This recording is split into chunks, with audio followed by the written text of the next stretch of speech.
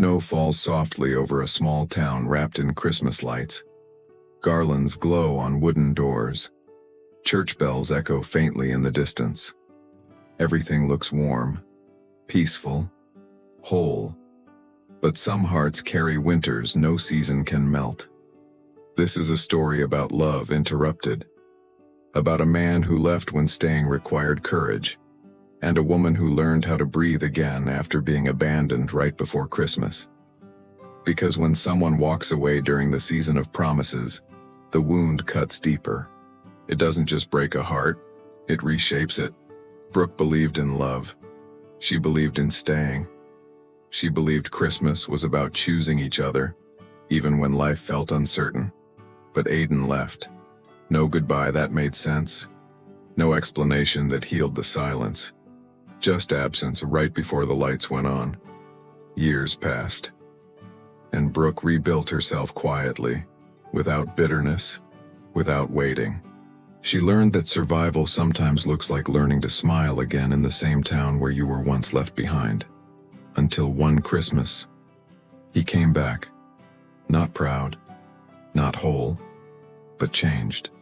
And this time, staying would cost him everything. This is not just a love story.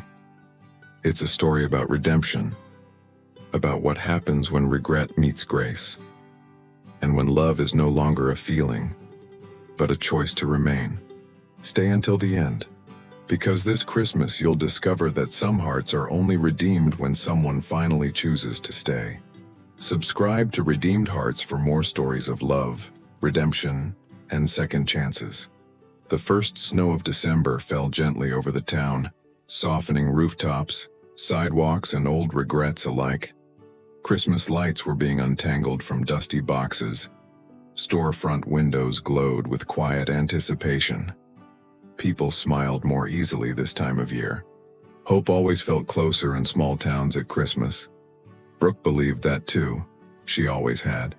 She stood in the town square, helping hang wreaths, her hands cold, her heart warm with familiar purpose.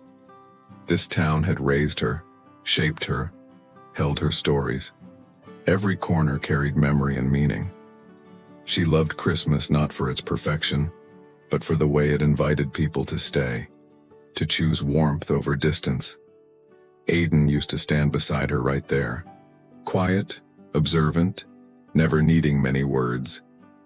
He wasn't loud with affection, but he was present, or at least he used to be. Lately, his silence had changed shape. It no longer felt peaceful. It felt distant, like someone already halfway gone. Brooke noticed it in the smallest moments.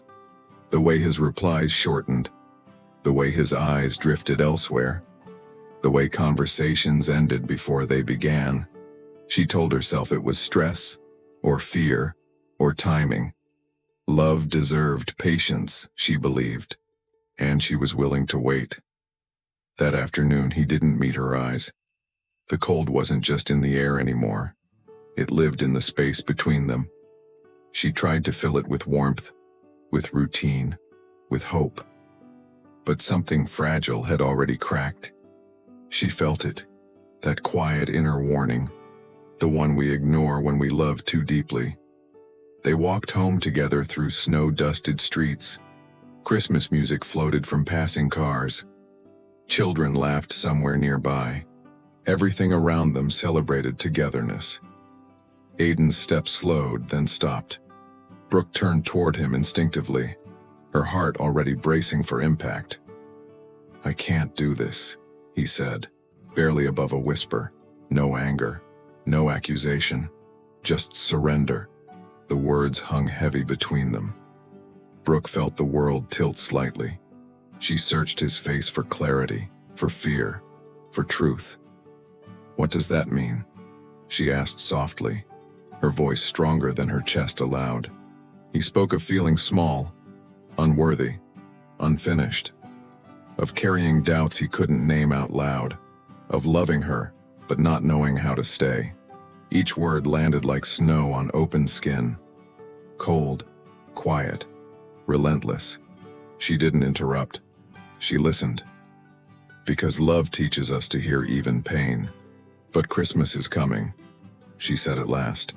Not as an argument, as a plea. This season was sacred to her. A time for choosing, not escaping. A time for staying through uncertainty. Her eyes shimmered, but she didn't cry. Not yet. Aiden looked away. I know, he replied. And that was the moment she understood. He wasn't leaving because he didn't care. He was leaving because staying required courage he didn't believe he had. And fear was winning. There was no dramatic goodbye. No slammed doors or raised voices. Just two people standing in falling snow. One holding on, one letting go. He promised nothing. She asked for nothing. Some endings don't need words. He packed quietly that night. The town slept while her world unraveled. Christmas lights blinked outside her window, mocking almost, or maybe reminding her. She sat on the edge of the bed, unmoving, watching the life she believed in dissolve. Right before the season of hope, when the door finally closed, the sound echoed louder than it should have. Brooke didn't chase him. She didn't beg him to stay. Love to her was never about captivity. But the ache settled deep and sharp, a wound shaped like absence. The next morning the town woke cheerful. Snow sparkled like nothing had happened. People smiled, unaware of her fracture.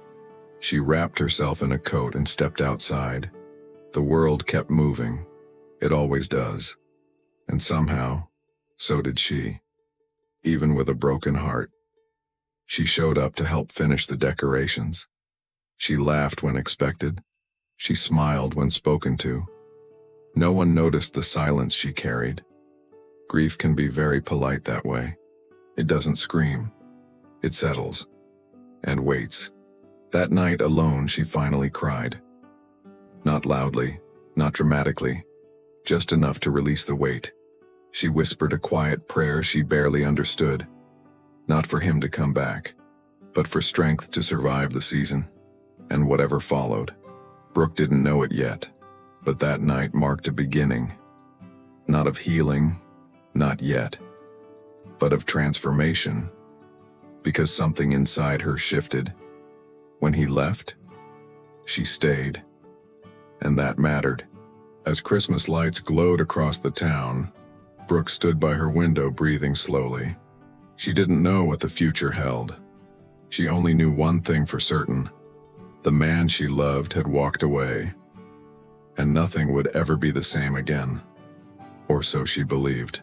Christmas morning arrived quietly that year. Snow rested gently on rooftops like untouched apologies. Church bells rang with familiar warmth. But Brooke woke to a house that felt hollow. The silence was heavier than any noise. She lay still, staring at the ceiling, wondering how joy could arrive without him. She moved through the morning slowly. Coffee cooled untouched on the counter. Ornaments stayed boxed beneath the stairs. Traditions felt fragile, almost intrusive. Christmas had always meant togetherness to her. Now it felt like a language she no longer spoke, one she had suddenly forgotten how to understand. Outside, the town glowed as always. Lights twinkled. Wreaths hung proudly. Children rushed through snow with red-cheeked laughter. Life continued without hesitation. Brooke watched from her window, feeling both part of it and completely apart. Grief can do that, isolate quietly. She dressed carefully, choosing composure. A scarf to hide the trembling in her breath. A smile practiced enough to seem believable. In a small town, absence is noticed. Questions hover even when unasked. She wasn't ready to explain her heart, so she carried it alone. At the town gathering, people hugged her warmly, wished her joy, spoke of hope. Their kindness cut deeper than cruelty ever could, because no one knew what she'd lost.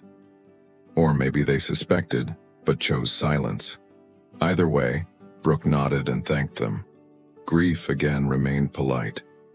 She volunteered where she always had, helping serve meals, arranging decorations.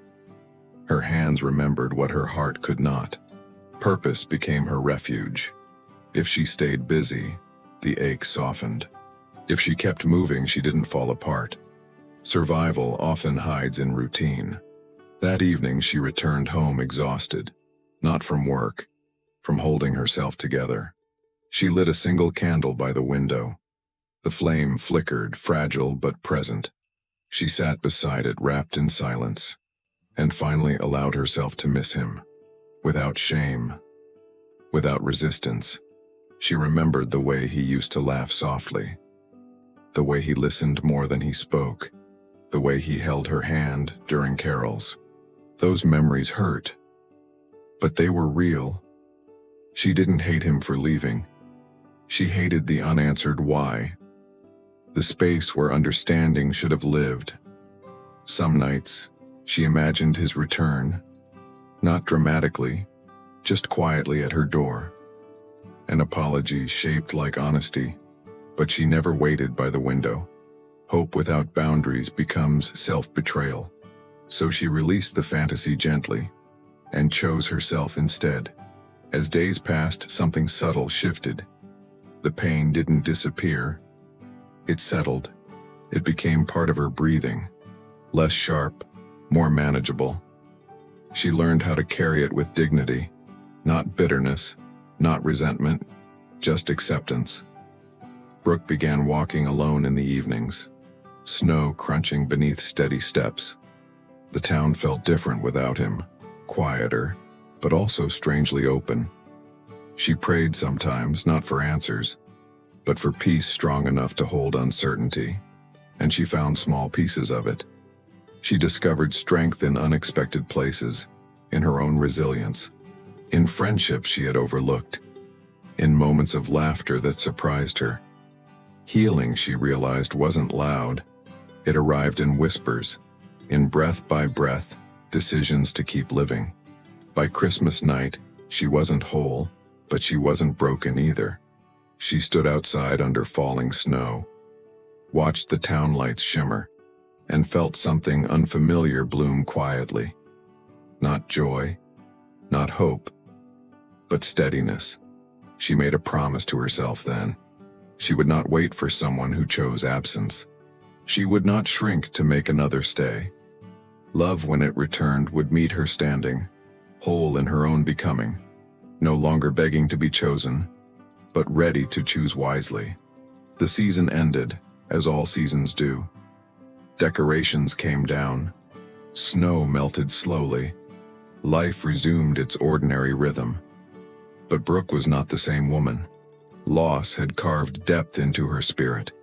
Pain had taught her clarity, and she carried both forward. Spring came quietly after that winter, then summer, then another fall. Time did its gentle work. She rebuilt her life piece by piece, not forgetting, but no longer frozen. The town watched her bloom again, strong, capable, present. By the next Christmas, she smiled differently, not out of expectation, but contentment. She had learned how to be alone without being lonely, how to love life without clinging. And though a scar remained, it no longer ruled her. She believed the past was behind her, finished, sealed, at rest. Brooke did not know then that some stories are only paused, not ended, that healing prepares the heart for truth, and that what returns is never what left.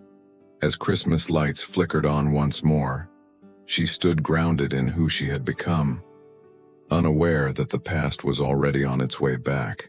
2 years changed a person in ways time never announced. It didn't arrive with trumpets or dramatic turning points. It came in quiet mornings and long evenings. In ordinary days that demanded strength, Brooke learned to carry herself differently. Not hardened, just anchored, like a woman who survived her own storm. Her house no longer felt hollow. It smelled of cinnamon and clean laundry. A small pine wreath hung proudly on the door. Photos returned to the walls, not as reminders, but as proof she still belonged to her life. She stopped flinching at empty spaces. She filled them with peace. In the town, people noticed her glow. Not a glow of perfection, of resilience. She became the one who organized charity drives, the one who remembered birthdays, the one who stayed late to help stack boxes. Brooke didn't do it to be seen. She did it because giving kept her alive. She worked at the community center now, coordinating events, supporting families, making sure no one felt forgotten. It wasn't glamorous, but it was real. And real things mattered more after heartbreak. Somewhere along the way, she found purpose. Purpose became her kind of healing. There were still nights she remembered Aiden. Not with desperation, with a distant ache. A name that lived softly in the back of her mind. Like a song you no longer play but still know by heart. She didn't talk about him much. She didn't need to. Sometimes she wondered where he had gone. What kind of life he'd built without her. If he ever felt regret in the quiet. But she never searched for answers. Because seeking him would reopen a door she had already learned to lock gently. Not with anger, with wisdom. That year Christmas came again. And for the first time she didn't dread it. She didn't fear the lights or the music. She didn't feel mocked by joy. Instead, she approached the season carefully, like someone touching a healed bruise. Tender, but not afraid. She volunteered for the town's Christmas festival, not because she had to, because she wanted to. Brooke strung lights across the gazebo, laughed with children who spilled hot cocoa, and helped older couples carry boxes of ornaments. Her hands were busy, but her heart was present. That was new. There was a moment, under the glowing tree, when she realized something quietly profound. She had survived the season that broke her, and now she was standing inside it again, breathing, smiling, living, not as a wounded girl waiting for rescue, but as a woman who rescued herself. On a snowy evening, she walked home alone. Street lamps cast warm halos on fresh snow. Carols drifted from a nearby shop. She pulled her coat closer and smiled softly, not because everything was perfect, but because her heart no longer felt abandoned. It felt owned. Friends began inviting her to gatherings again, and Brooke said yes more often than not. She learned that love existed in many forms, in friendship, in community, in belonging. Romance was not the only kind of warmth, and she refused to starve her spirit waiting for a single kind of miracle. There were men who noticed her too. A few kind smiles, a few gentle conversations. Nothing serious, nothing that rushed. Brooke wasn't closed, she was careful. She didn't chase sparks anymore. She looked for steadiness, for character, for peace, for someone who knew how to stay. Her faith matured in those years. Not the bright faith of easy seasons, but the deeper kind that grows in silence. She learned to pray without demanding answers, to trust without controlling outcomes, to believe God could still write beauty even through loss. By the time December arrived again, Brooke had her own traditions. She baked cookies for the shelter. She filled gift bags for families in need. She hosted a small dinner for lonely neighbors. Her home became a place of warmth for others. It was how she redeemed what once hurt her. And yet some nights when the town grew quiet, she would stand by her window and listen. Not for footsteps, not for a knock, just for the sound of her own peace. Because that peace was hard-won, and she was proud of it. She had earned it. The town saw her as the woman who overcame. But only Brooke knew the truth. Overcoming wasn't one brave decision. It was 1,000 small choices. To get up, to show up, to keep loving life, to forgive without forgetting, to move forward without losing herself. So when she decorated the community center tree, placing a handmade star at the top, she smiled with quiet gratitude. The past felt far enough now. Not erased, but softened. She believed she had closed that chapter for good, and she was okay with that. Brooke didn't know how close the past really was. She didn't know what roads were being traveled, what regrets were being carried back home. She didn't know that someone who once ran was learning what it meant to return broken. As the town glowed brighter each night somewhere beyond the snow-covered hills, Aiden was coming back. The first week of December arrived with sharper cold. Wind curled through the streets like a warning. The town prepared for its annual Christmas festival. Garlands stretched across storefronts. The pine tree in the square stood tall and waiting. And Brooke moved through it all with steady confidence, until the past stepped back into her present. It happened on an ordinary afternoon. Brooke carried boxes of donated coats into the community center. Her cheeks were flushed from the cold. Her gloves were dusted with snow. She pushed the door open with her shoulder, laughing softly at her own clumsiness. Then she froze. Aiden stood near the front desk. Not speaking, not moving, just standing there, as if he didn't trust the ground beneath him. His coat was darker than she remembered. His face looked leaner, his jaw tighter. His eyes, those same eyes, held something different now. Something heavy, like regret that never slept. For a second, Brooke couldn't breathe, not because she missed him, because she hadn't expected him. The mind prepares for many things, but not the sudden return of what once shattered you. Her body reacted before her heart could decide. Hands tightened around the box. Heartbeat loud in her ears. Aiden turned slowly when he heard her. Their eyes met, and the room felt smaller. He looked like someone who had walked a long road alone. Not proud, not polished, just tired in a way that didn't come from weather. His lips parted as if to speak, but no words arrived. Brooke set the box down carefully, every movement measured, controlled. She refused to let him see her shaken. She had spent years rebuilding her life. She would not hand him the power to undo it with a single look. So she lifted her chin. "What are you doing here?" she asked. Her voice was calm, almost too calm. Aiden swallowed, eyes dropping briefly to the floor. I came back," he said. Not an explanation, not an apology.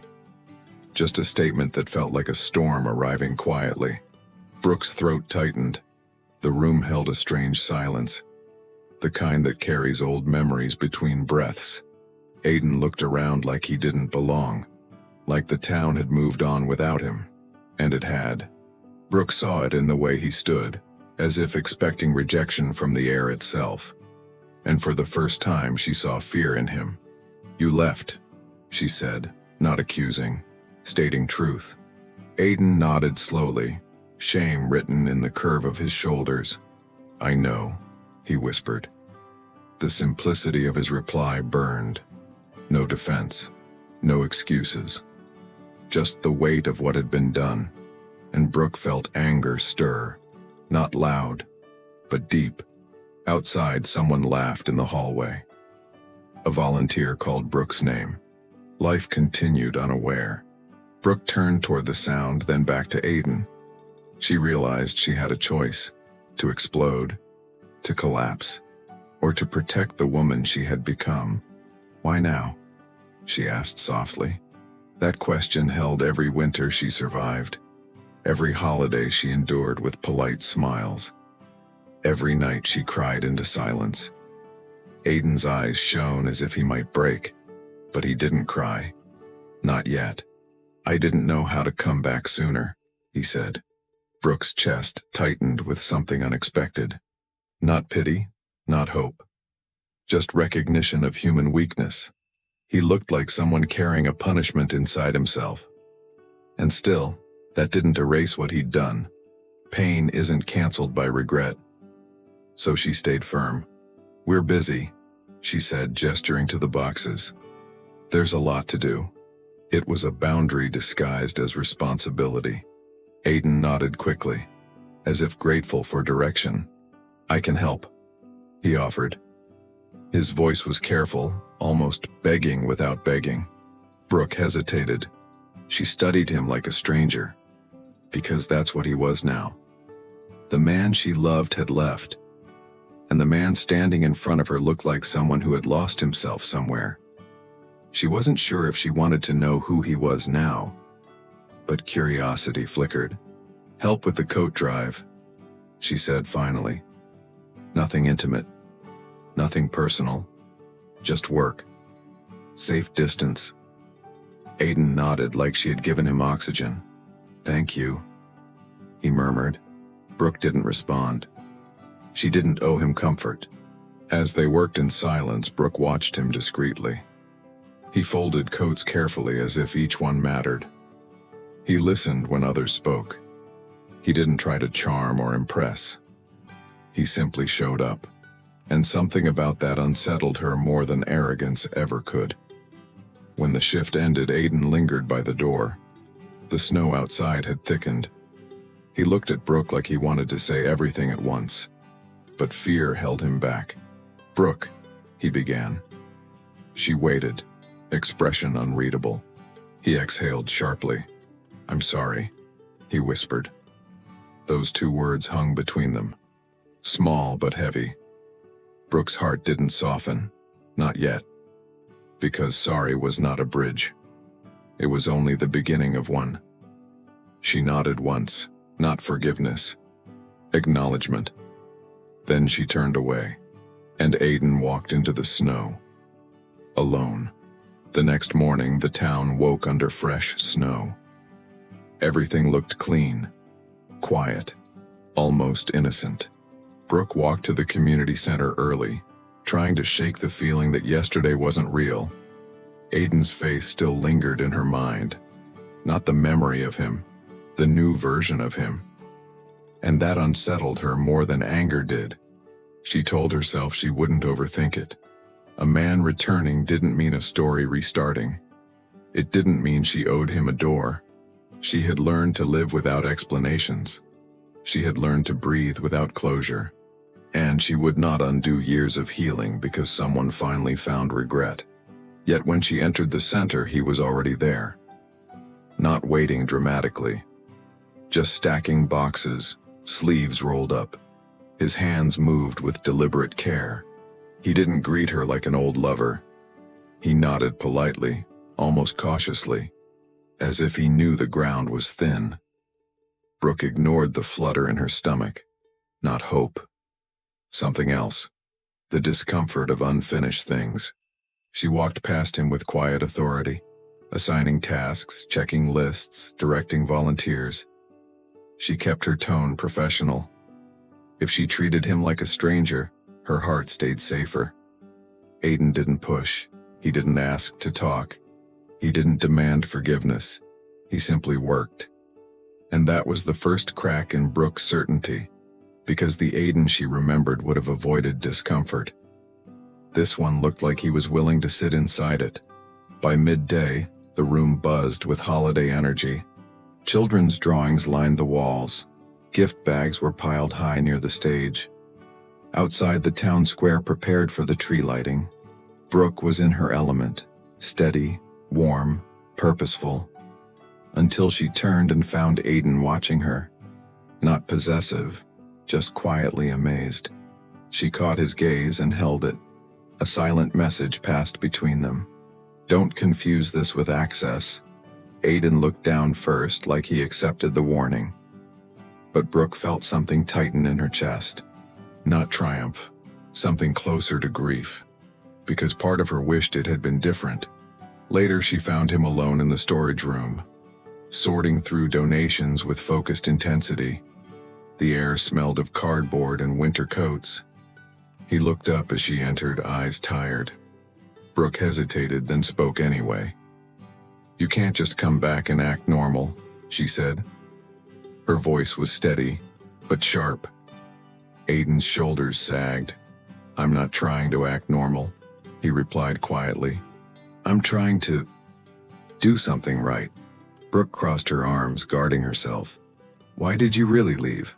she asked. This time she didn't soften the question. She demanded truth. Aiden swallowed, as if the words scraped his throat. I thought you deserved someone better, he said. Brooke's jaw tightened. That's not an answer, she snapped. His eyes lifted, glossy but controlled. I didn't know how to be the man you believed I was, he admitted. And I was ashamed. Brooke felt anger flare. So you punished me for your shame? She whispered. Aiden flinched like she struck him. I know, he said. I know I did. His voice cracked, but he didn't defend himself. He didn't blame her, or the town, or timing. He owned it, and that made it worse. I waited, Brooke said, voice trembling now. Not at the window, inside my chest. She hated that she was revealing this. But the truth refused to stay buried. I didn't understand how someone could love me and still choose to leave me right before Christmas. Tears pressed behind her eyes. She didn't let them fall. Aiden's breathing turned uneven. I replay that night every year, he confessed. And every year, I hate myself more for it. Brooke studied him, searching for manipulation. But what she saw was raw regret. The kind that isn't performed. The kind that quietly destroys you when no one is watching. Why come back now? She asked again. Aiden's hands trembled slightly as he set down a coat. Because I couldn't keep running, he said. Because I finally realized leaving didn't save me. He looked up, voice low. It just made me lonely in every place I went. And I'm tired of being that man. Brooke's heart fought itself. Part of her wanted to scream. Part of her wanted to believe. But she had learned a hard truth. Words can be beautiful and still be empty. So she held her ground. Sorry doesn't rebuild what you broke, she said. Aiden nodded slowly. I'm not asking you to trust me, he said. I'm asking you to let me prove it. Brooke stared at him, throat tight. Prove it. Those words sounded simple, but they carried the weight of time, effort, humility, and risk. She stepped back, creating space again. We're not having this conversation like it fixes anything, she said. I'm not the same woman you left. Aiden's eyes softened. I know, he whispered, and something in his tone sounded like respect, not entitlement. Brooke turned toward the door, heartbeat loud. She didn't forgive him. She didn't invite him closer. But she also didn't slam the door in his face. Outside, Christmas lights flickered on the street, and Brooke realized something terrifying. This season might test her more than the one he left.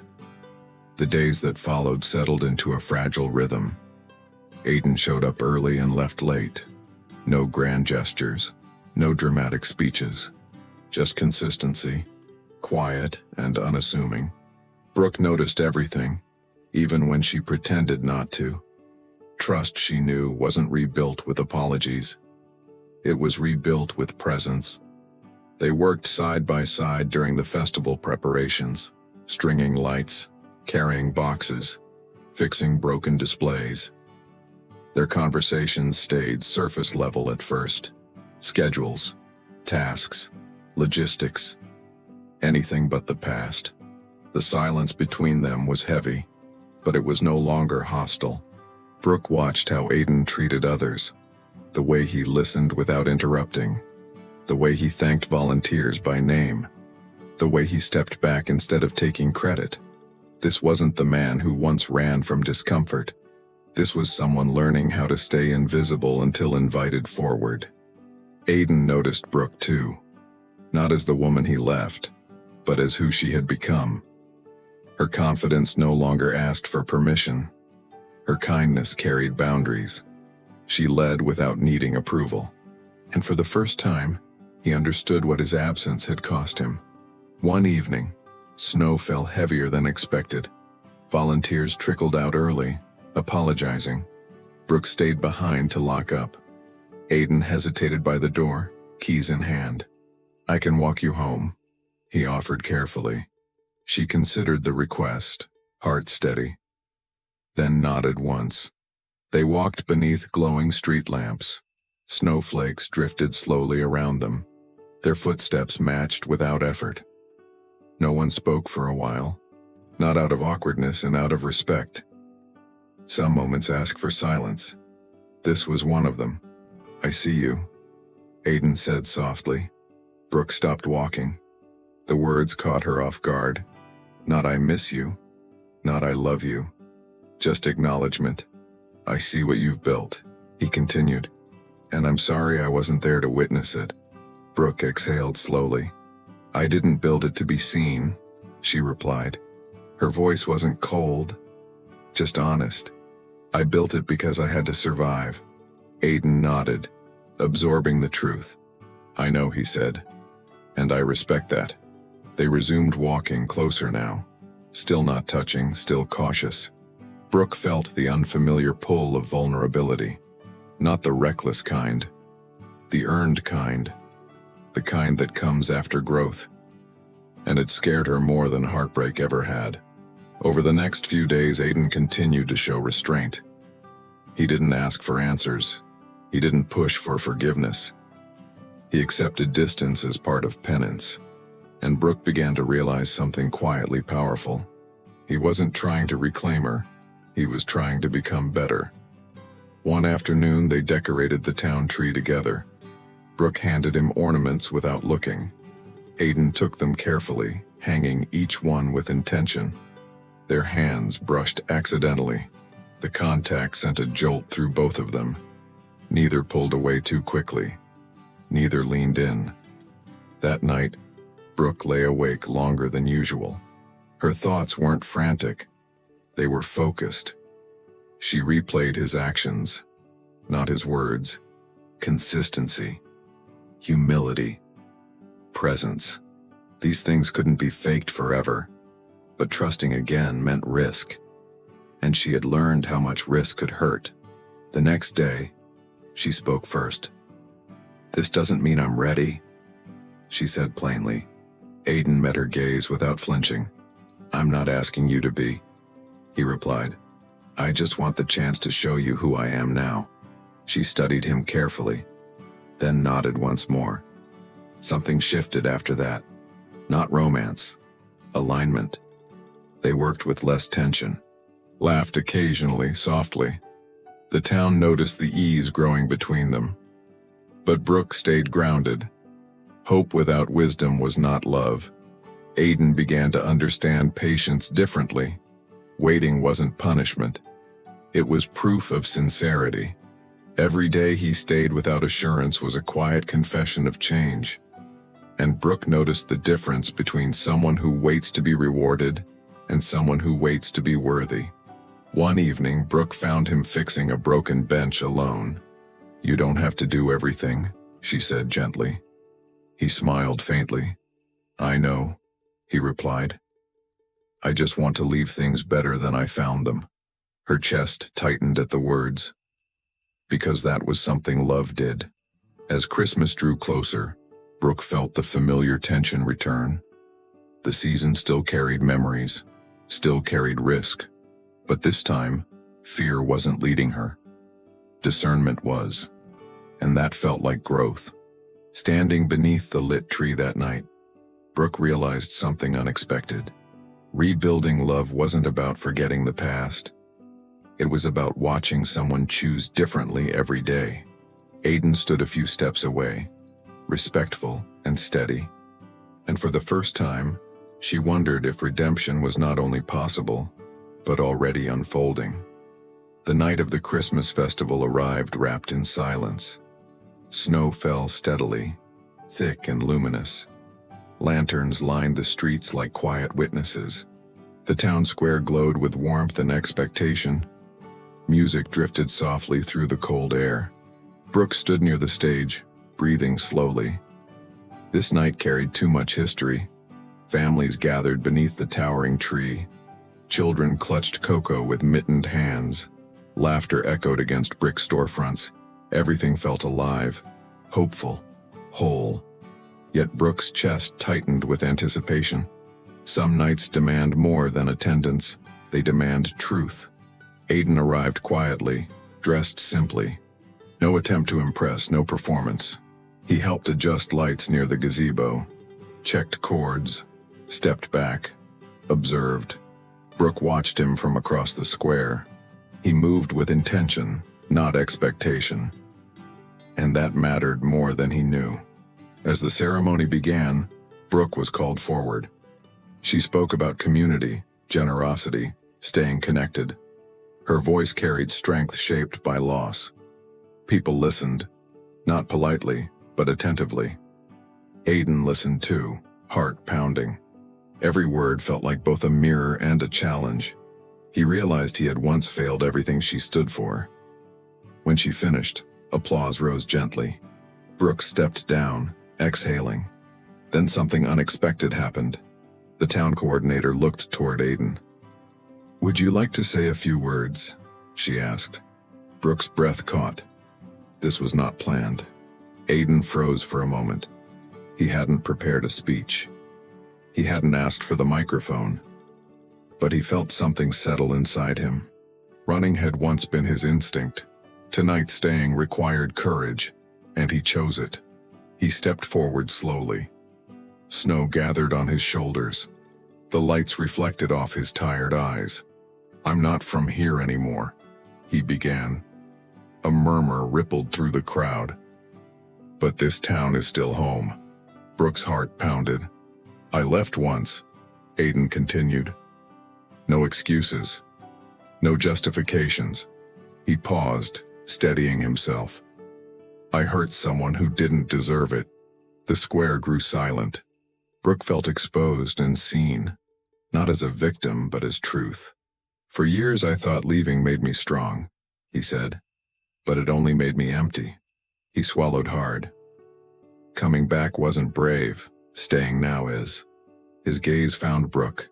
Not pleading, not demanding, just honest.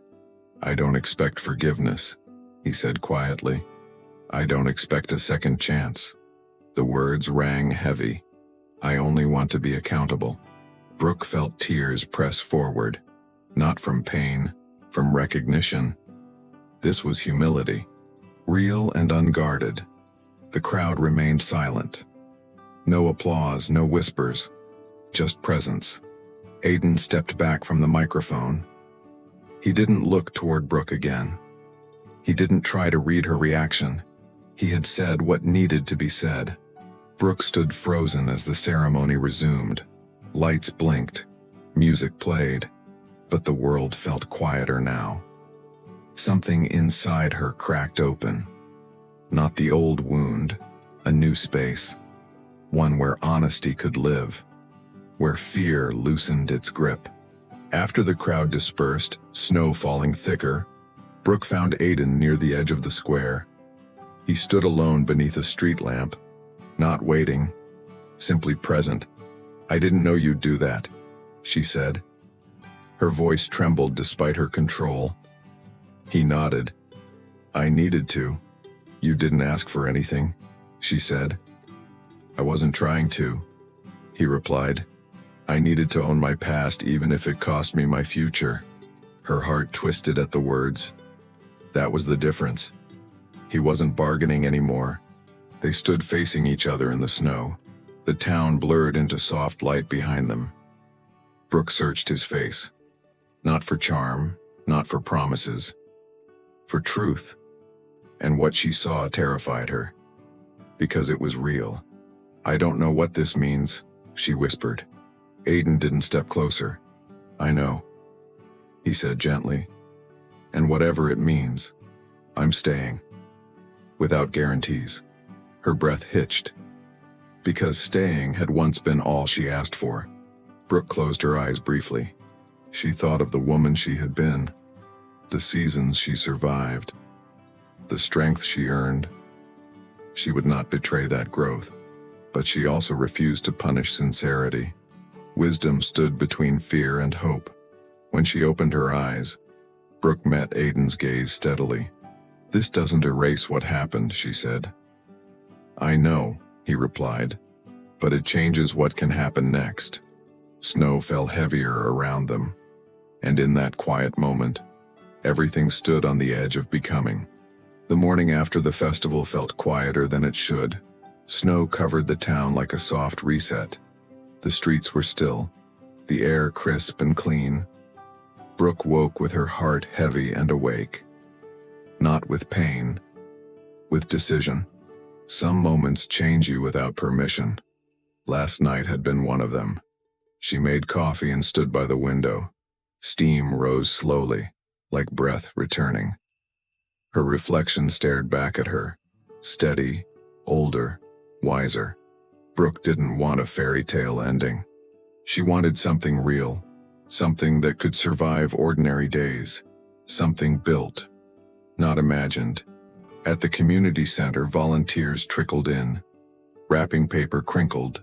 Boxes were sorted. Christmas was only days away. Brooke moved through tasks with quiet focus. But she kept seeing Aiden under that street lamp, hearing his voice, "I'm staying." Without guarantees. Those words followed her like a gentle storm. Aiden arrived as usual, early. No dramatic entrance, no searching her face. He started working immediately, stacking supplies. Brooke watched him from across the room. This wasn't a man trying to win. This was a man trying to become. And that difference felt sacred. Later, Brooke found him outside near the donation truck. Snowflakes clung to his hair. He was tightening straps with numb fingers. "Hey," she said softly. He looked up quickly, then steadied himself. "Hey," he replied, careful and respectful, like he was afraid the wrong tone could ruin everything. Brooke exhaled, breath visible in the cold. "I've been thinking," she began. Aiden didn't speak. He simply listened. She noticed how he held still, as if her words mattered more than his own. And something in Brooke softened. Not into weakness, into openness. "I'm not giving you my heart back overnight," she said. Aiden nodded once. "I wouldn't trust that either," he admitted. Brooke's eyes tightened with emotion. "But I'm also not the woman who lives in fear anymore," she continued. "I won't punish myself for believing in redemption." Aiden swallowed hard. He took a step back, not forward, giving her space to lead. Brooke noticed and appreciated it. "I can't promise I won't have bad days," she said. "I can't promise I won't remember the way you left." Aiden's eyes shone, but he stayed composed. "I'll take the bad days," he whispered. "I deserve them." Brooke shook her head gently. "This isn't about what you deserve," she said. "It's about what we build from here." Aiden's chest rose with a shaky breath. "I want that," he replied. "And I'll build it right this time." Her throat tightened. Hope is always brave. She studied him for a long moment. Then she nodded slowly. "One step," she said. Aiden's face softened. "One step," he repeated, as if those words were a miracle. Brooke turned back toward the building, but she didn't walk away alone. In the following days, they moved carefully, not as lovers, as two people rebuilding trust. They shared small conversations, coffee breaks that didn't feel like pressure, laughter that surprised them both. Aiden never pushed past her boundaries, and Brooke began to breathe easier around him. Christmas Eve arrived wrapped in golden light. The town glowed with candles and carols. Brooke volunteered at the late-night gift delivery. Aiden joined without being asked. They carried bags through fresh snow.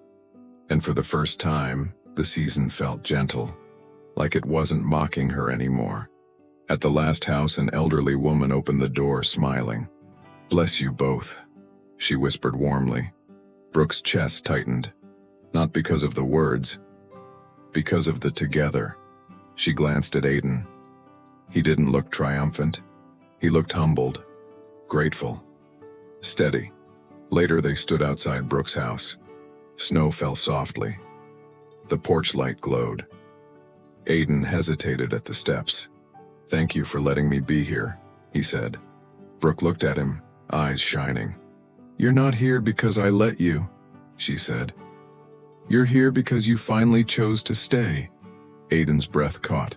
He stepped closer, slowly, asking without words. Brooke didn't retreat. She let the space between them close. His hands hovered near hers, uncertain. Brooke reached first, taking his fingers gently.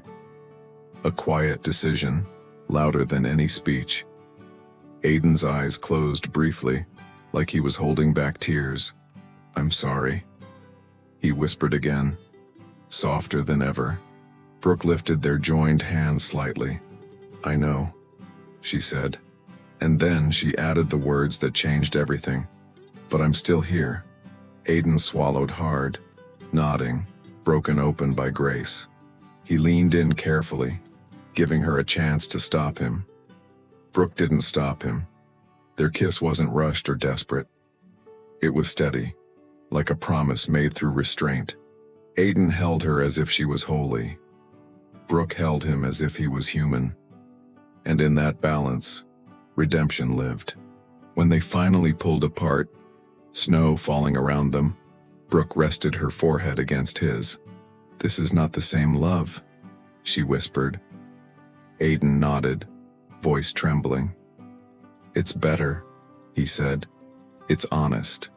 Brooke smiled through tears she no longer feared.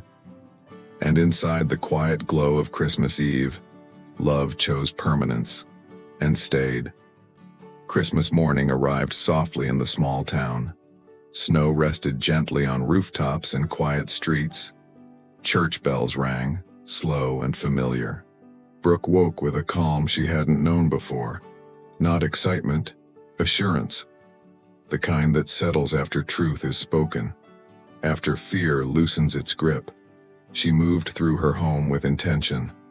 The tree glowed with simple lights. Memories no longer felt sharp. They felt integrated, part of her story. Brooke understood something deeply now. Love was not proven by intensity. It was proven by presence. Across town, Aiden stood at his window, watching the same snowfall. He didn't feel triumphant. He felt humbled. For the first time, staying felt stronger than leaving. And redemption no longer sounded like a dream. It felt like responsibility and gift. They met later that morning at the town square. No grand reunion, just a shared smile beneath winter coats, hands brushing, then holding. Not out of urgency, but out of choice. The strongest kind of love always chooses. The town moved around them, alive and warm. Neighbors waved, children laughed. No one knew the full story, and that was okay. Redemption doesn't need witnesses. It needs truth and time. Brooke looked at Aiden differently now, not through the lens of what he had been, but through the evidence of who he was becoming. She saw humility instead of pride, consistency instead of charm, and a willingness to stay present even when staying was uncomfortable. Aiden understood something too. Love was not about deserving. It was about choosing to become worthy every day. He listened more than he spoke. He showed up without asking for applause. And he learned that real love doesn't flee when it feels small. They didn't rush promises. They didn't rewrite the past. They built forward, carefully, honestly. Some days were light. Others carried reminders. But Brooke no longer feared those reminders. They no longer ruled her. Christmas dinner was simple, shared with neighbors, laughter, warm food. Aiden helped quietly in the kitchen. Brooke watched him, heart steady. This was the miracle she trusted now. Not fireworks. Faithfulness. Later they walked through the snow together. Lights shimmered in every window. The town felt wrapped in grace. Brooke slipped her hand into Aiden's, and he held it gently, not tightly. Love, she realized, didn't grip. It supported. "I'm not afraid anymore," Brooke said softly. Aiden turned to her, eyes honest. "Of loving?" he asked. Of losing myself, she replied. He nodded slowly, understanding at last. I won't ask you to be smaller, he said, and I won't be afraid to be present. They stopped beneath the glowing tree, snow falling like quiet blessings. Brooke rested her head on his shoulder, not because she needed protection, but because she chose closeness. Aiden wrapped an arm around her, steady, and nothing in him wanted to run. This love was not naive, it was informed. It knew pain, and still chose hope. It didn't deny the past, it redeemed it. By refusing to repeat it, by choosing differently. Brooke understood now. Being left once did not define her. Staying true to herself did. And allowing redemption didn't make her weak. It made her brave. Because forgiveness with boundaries is strength refined by wisdom. Aiden understood something sacred too. Grace is not given to erase consequences. It's given to transform hearts. And transformation requires staying. Even when it's hard. Especially when it's hard. Especially then. As the night deepened, the town grew quiet. Brooke and Aiden stood together in the snow. No vows. No dramatic declarations. Just presence. Just peace. Just two people choosing to walk forward, side by side. This was not the love they once imagined. It was better. Because it was honest. Because it was earned. Because it was anchored in growth. And because this time no one was walking away. Christmas would come and go again. Seasons would change. Life would test them. But redemption had already taken root. In a small town. In two hearts that chose truth over fear. And in a love that finally learned how to stay. Subscribe to Redeemed Hearts for more stories of love, redemption, and second chances. If this story touched your heart, leave a like and share it with someone who still believes that God can restore what once felt lost.